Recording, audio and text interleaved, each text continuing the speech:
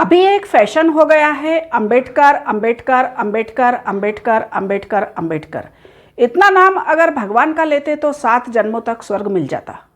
संसद में केंद्रीय गृह मंत्री अमित शाह के संविधान पर चर्चा के दौरान एक लंबे भाषण के इस छोटे से अंश को लेकर ऐसा हंगामा हुआ कि संसद की कार्रवाई स्थगित करनी पड़ी। तो आप खुद ही देखिए और सुनिए कि अमित शाह इस बारे में क्या कहते हैं। एक फैशन हो गया है अंबेडकर अंबेडकर अंबेडकर अंबेडकर अंबेडकर अंबेडकर। इतना नाम अगर भगवान का लेते तो 7 जन्मों तक स्वर्ग मिल जाता। अच्छी बात है ना। सुनिए तो सुनिए ना, आप सुनिए ना, मैं बताता हूं।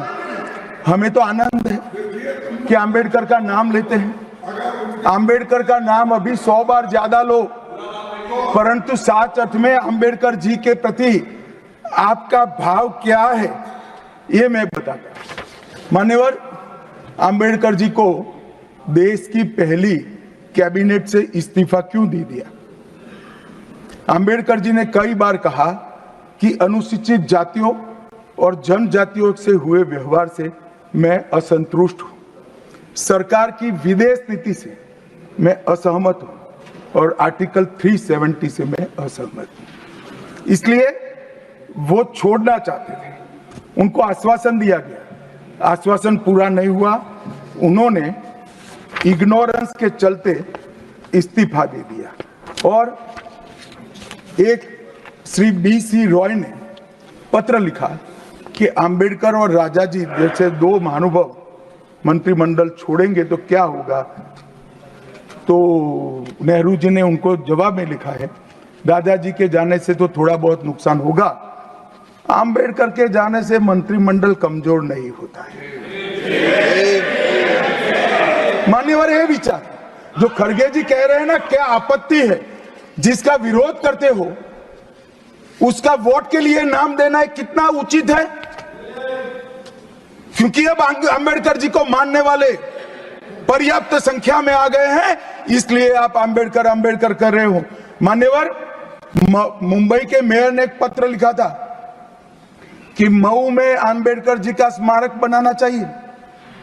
मऊ में जो अंबेडकर जी का जन्म स्थान था, सुझाव लिखा।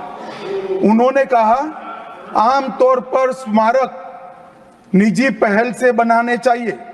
यदि सरकार किसी प्रकार की सहायता करती है तो वो उचित नहीं होगा। उनके कितने स्मारक बने साहब? कोई स्मारक अंबेडकर जी का नहीं बना, देश भर में नहीं बना। अंबेडकर जी के स्मारक कब बने? जब भारतीय जनता पार्टी सत्ता में आई, तब मऊ में डॉक्टर अंबेडकर के जन्म स्थान पर स्मारक बना। लंदन में अध्ययन करते थे, वहां स्मारक बना। नागपुर में शिक्षा दीक्षावली वहां बना। दिल्ली में महापरिनिर्वाण स्थल पर बना और मुंबई में चैत्य भूमि में भी बन रहा है। हमने 5 तीर्थ बनाए महामानव। और मैं मानता हूं मान्यवर, मैं मानता हूं कि अंबेडकर जी के सिद्धांतों पर चलना नहीं और वोट के लिए उनकी गुहार लगा देना। 14 अप्रैल को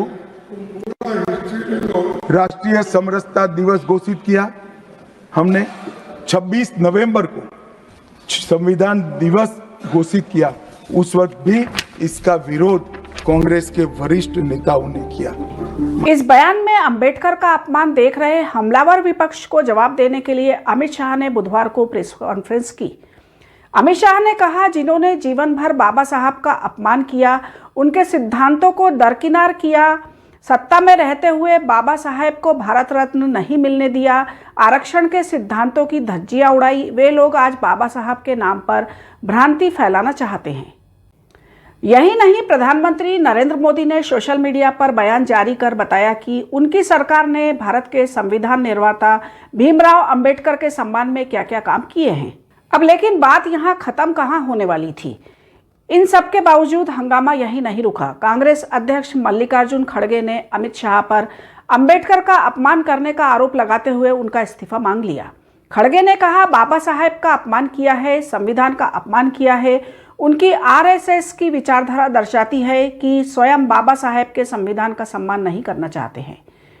समूचा विपक्ष अमित शाह का इस्तीफा मांगता है। ये बात कहकर बाबा साहब का अपमान किया, संविधान का अपमान किया और वो मंशा जो उनके दिमाग में है कि उनकी जो मनुस्मृति की आइडियोलॉजी है वो और आरएसएस की आइडियोलॉजी जो है वो दर्शाता है कि वो बाबा साहब अम्बेडकर के संविधान को रेस्पेक्ट नहीं देना चाहते हैं। उसीलिए हम वो कंडेम करते हैं और I demand his resignation. We all the parties demand his resignation and he should apologise to the country. और वो अपना काम करना चाहिए उन्होंने, और इस ढंग से अगर वो बात करते रहेंगे सारे हिंदुस्तान में आग लगेगी कि बाबा साहब अम्बेडकर का अपमान कोई सहन नहीं करेगा। अगर उनको अपने जगह से इस्तीफा देना चाहिए और ऐसे अपमान कोई पार्टी कोई देश का आदमी बहुजन समाज पार्टी की अध्यक्ष मायावती ने बयान जारी कर कहा कि कांग्रेस और बीजेपी दोनों भीमराव अंबेडकर के नाम पर सिर्फ राजनीति कर रही हैं। अंबेडकर की विरासत के असली दावेदार बनने की ओर भारतीय राजनीति में पुरानी है। अमित शाह के इस बयान को अंबेडकर का अपमान क्यों माना जा रहा है और इससे बीजेपी की दलित राजनीति कैसे प्रभावित हो सकती है, इसका जवाब देते हुए दलित शोधकर्ता और पंजाब की देशभगत यूनिवर्सिटी में असिस्टेंट प्रोफेसर डॉक्टर हवलदार भारती कहते हैं, अगर ईश्वर शोषण से मुक्ति देने वाला है तो डॉक्टर भीमराव अंबेडकर जाति व्यवस्था में बटे भारतीय समाज के उन करोड़ों लोगों के ईश्वर है जिन्होंने सदियों तक सामाजिक, आर्थिक, राजनीतिक और शैक्षणिक भेदभाव झेला है। अंबेडकर ने संविधान में बराबरी का अधिकार देकर अनुसूचित और पिछड़ी जातियों को शोषण से मुक्ति दिलाई है। डॉक्टर हवलदार भारती कहते हैं, यही वजह है कि अंबेडकर की विचारधारा से जुड़े और दलित राजनीति से जुड़े लोग अमित शाह के इस बयान को अंबेडकर के अपमान के रूप में देख रहे हैं। लेकिन भारती ये भी कहते हैं कि इस समय सभी राजनीतिक पार्टियों में अंबेडकर को अपनाने की होड़ सी मची है और राजनीतिक दल अंबेडकर के विचारों को लागू करने की बजाय उनकी पहचान का इस्तेमाल कर दलित मतदाताओं को अपनी तरफ खींचने की कोशिश कर रहे हैं। अंबेडकर पर अमित शाह के बयान के बाद से ही बीजेपी बचाव की मुद्रा में है। यही नहीं, भारतीय जनता पार्टी ने हाल के सालों में दलित और पिछड़े वोटरों को अपनी तरफ खींचने के प्रयास किए हैं और इसके कई कारण हैं।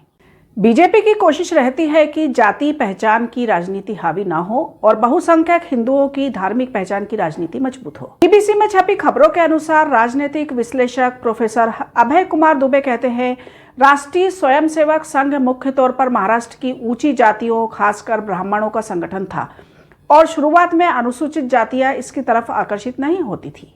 आरएसएस में न उस समय ब्राह्मणवाद की आलोचना की गुंजाइश थी और न अब है। आरएसएस की विचारधारा समता की नहीं बल्कि समरसता की है। आज स्थिति यह है कि बीजेपी और आरएसएस को चुनाव की राजनीति करनी है तो उसके लिए चुनावी हिंदू एकता बनानी है जो दलित और ओबीसी समुदाय के मत हासिल किए बिना संभव नहीं है। बीबीसी में छपी खबरों के अनुसार दिल्ली स्थित जवाहरलाल नेहरू यूनिवर्सिटी के प्रोफेसर परवेश चौधरी तर्क देते हैं कि संघ ने बीजेपी के गठन से पहले ही अंबेडकर को अपना लिया था।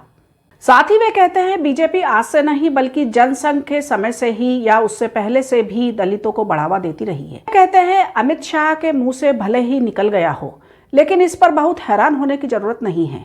उन्होंने वही बोला है जो वो महसूस करते होंगे। देखा जाए तो इस समय भारतीय राजनीति में बाबा साहब भीमराव अंबेडकर को अपनाने की एक स्पर्धा नजर आती है। कांग्रेस लगातार संविधान, जातिगत जनगणना और आरक्षण की बात कर रही है। कांग्रेस के अध्यक्ष दलित नेता मल्लिकार्जुन खड़गे हैं। प्रोफेसर विवेक कुमार कहते हैं कांग्रेस दलित राजनीति के मामले में बीजेपी से आगे दिखाई दे रही है और लगातार जाति अस्मिता को बढ़ावा दे रही है। हिंदुत्व की राजनीति कर रही बीजेपी के लिए जाति अस्मिता का सवाल मुश्किल पैदा कर सकता है। अमित शाह के बयान पर राजनीतिक शोरगुल के बीच ये सवाल भी उठा है कि क्या ये बयान बीजेपी को राजनीतिक नुकसान पहुंचा सकता है। विश्लेषक मानते हैं कि इसका कोई बड़ा राजनीतिक नुकसान होगा ऐसा प्रतीत नहीं होता है। अंबेडकर को लेकर अमित शाह के इस बयान के ऊपर आप क्या सोचते हैं, आपके अपने विचार क्या है, कमेंट करके जरूर बताइए और ताजा अपडेट्स के लिए हमारे साथ बने रहिए। Please subscribe. Thank you.